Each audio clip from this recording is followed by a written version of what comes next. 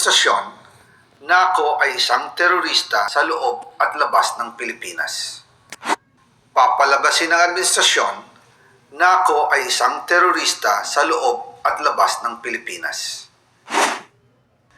Para mailibing ako kasama ang katotohanan kahit saan man ako pumunta.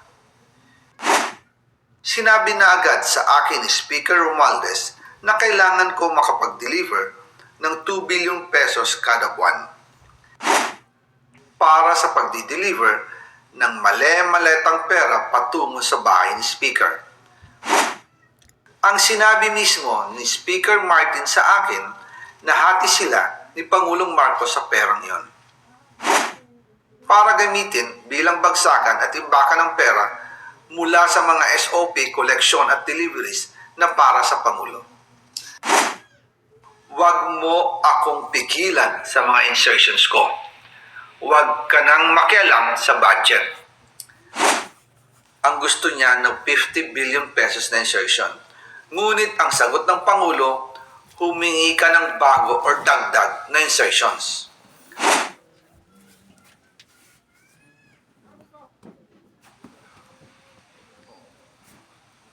Magandang araw po sa inyong lahat. Bago ko ipagpatuloy ang aking paliwanag, nais ko munang magpasalamat sa inyo. Maraming salamat sa inyong bukas na isipan, sa inyong pasensya, at sa pagtanggap ninyo sa mga impormasyong aking ibinabahagi. Alam kong hindi madali ang mga paksang ito. Mabibigat at mahirap tanggapin. Hindi po ako makauwi dahil malaki ang banta sa buhay ko. Ngayon naman, ay meron kaming natanggap na balita. Papalabasin ng administrasyon na ako ay isang terorista sa loob at labas ng Pilipinas. Para mailibing ako kasama ang katotohanan kahit saan man ako pumunta. Pero mahalagang malaman ng taong bayan ang katotohanan. Muli, taos-puso akong nagpapasalamat sa inyong pakikinig. Una po sa lahat, sinasabi ng ICI at ni Henry Alcantara na 21 billion pesos daw ang napunta sa akin. Hindi po totoo yun. Wala akong natanggap na ganyang halaga. Ang totoo, mula 2022 hanggang 2025, ang kabuuang pera na dumaan sa akin para ibigay kay Pangulong Bongbong Marcos at kay dating Speaker Martin Romualdez ay umabot sa 56 billion pesos at hiwalay pa dyan ang 100 billion pesos insertion ng Pangulo sa 2025 budget. Pati na rin ang 97 billion pesos flood control insertion na inilagay sa NEP ng 2026 national budget. Balikan natin kung paano ito nagsimula. Noong 2022, kakaupo ko pa lang bilang chairman ng House Committee on Appropriations, sinabi na agad sa akin ni Speaker Romualdez na kailangan ko makapag-deliver ng 2 billion pesos kada buwan. Makalipas ang ilang araw, tumawag sa akin si Yusek Bernardo. Sabi niya, kailangan ng tulong ng Bulacan sa problema nila sa baha. Pinapunta niya sa opisina ko sa Kongreso si DPWH District Engineer Henry Alcantara. Sa naging meeting namin ni Alcantara, siya mismo ang nag-offer kung paano ang hatian sa mga proyekto ng DPWH. 22% para kay Speaker Romualdez, 2% para kay Yusek Bernardo, at 1% para sa kanya. Doon po nagsimula ang tinatawag nilang deliveries. Ang sistema po ay ganito. Ang mga tao ni Henry Alcantara ay nakikipag-ugnayan sa mga tao ko na sina Paul Estrada at Mark Tiksay. Sila ang tumatanggap na pera mula sa mga tao ni Alcantara. Minsan sa bahay ko sa Valle Verde, minsan naman sa BGC parking. Pagkatapos nilang makuha ang pera, sila Mark at Paul naman ang nag-aayos o nakikipag-coordinate sa tauhan ni Speaker Martin Romualdez na si Jocelyn Sereño para sa pagdi-deliver ng male-maletang pera patungo sa bahay ni Speaker.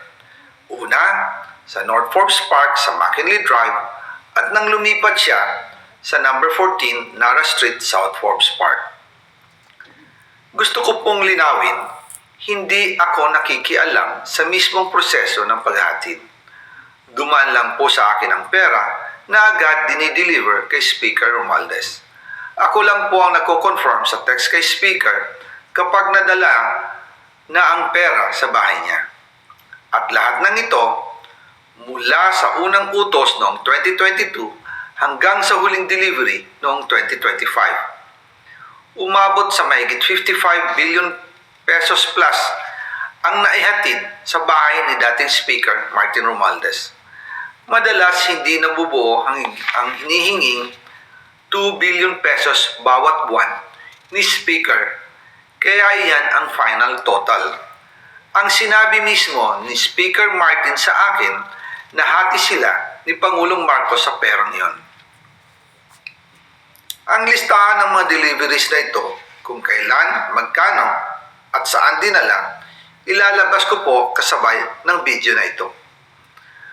Noong November 2024, habang nasa proseso kami ng pagtatalakay ng budget, nakipag-meeting sa amin ni Speaker Martin si Yusek Jojo Cadiz. Sabi niya, masama raw ang loob ni Pangulong Marcos, wala raw siyang natatanggap na remittance. At dahil laging napapagalitan si Speaker Martin ng Pangulo mula Setyembre hanggang November, inutusan niya ako na mag-deliver ng 1 billion pesos para kay BBM.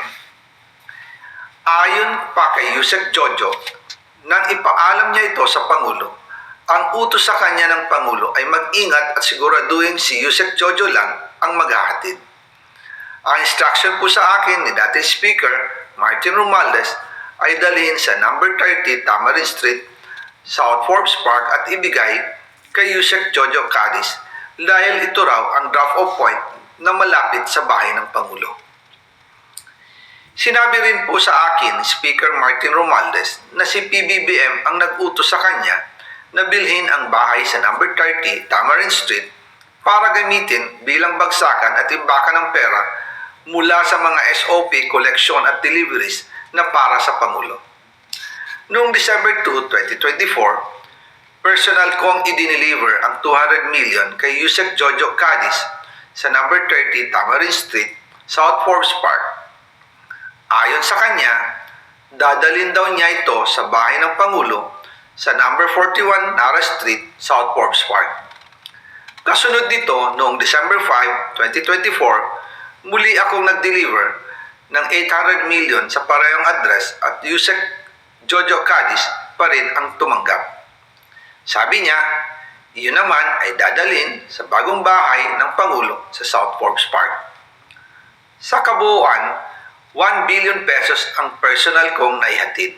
Ako mismo ang nagbigay ng pera, kasama ang aking driver at mga tauhan. At lahat ito ay base sa direktang utos ni Speaker Martin Romualdez. At dyan po nabuo ang kabuuang halagang 56 billion na ipinadala mula 2022 hanggang 2025. Pero kahit na na-deliver na ang 1 billion pesos para kay Pangulong Marcos at kahit na naisama na rin sa 2025 budget ang 100 billion pesos insertion sa pamamagitan ng BICAM Committee, ayon mismo sa utos ng Pangulo, nagagalit pa rin daw si BBM.